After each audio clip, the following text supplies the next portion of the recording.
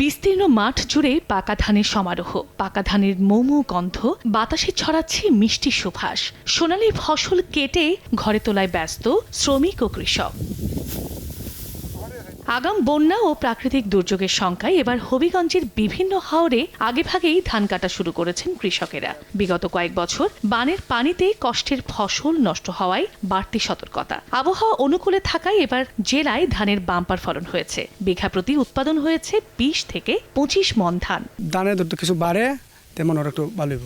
জিনিসপত্রের দাম বেশি, ধানের দর না বাড়া কৃষকরা কিভাবে বাঁচবো? আমরা চাই সরকারি রেট ভাবে ধান বিক্রি হতে আমাদের কাছ থেকে। কৃষকরা বলছেন আগেভাগেই ধান ঘরে তুললেও বাজারে কাঙ্ক্ষিত দাম পাওয়ার শঙ্কায় তারা। দ্রুত সরকারি গুদামে ধান সংগ্রহ শুরু করার দাবি তাদের। আমরা ধান কাটতেছি, কোন সময় মেঘ বৃষ্টি আর খুঁজতে বলা যায় না।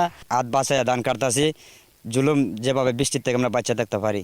দেশের 1 নম্বর গ্লুকোজ প্রাইস গ্লুকোম্যাক্সটি একই এনার্জিতে এলো নতুন প্যাকে।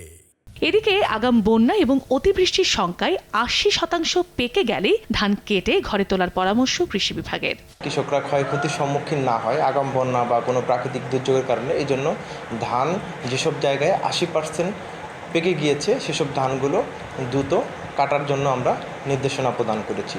চলতি মৌসুমে হবিগঞ্জে 1,22,825 হেক্টর জমিতে বোরো ধান আবাদ হয়েছে, আর উৎপাদন লক্ষ্যমাত্রা ধরা হয়েছে 5,20,650 মেট্রিক টন ধান। সময় সংবাদ, হবিগঞ্জ।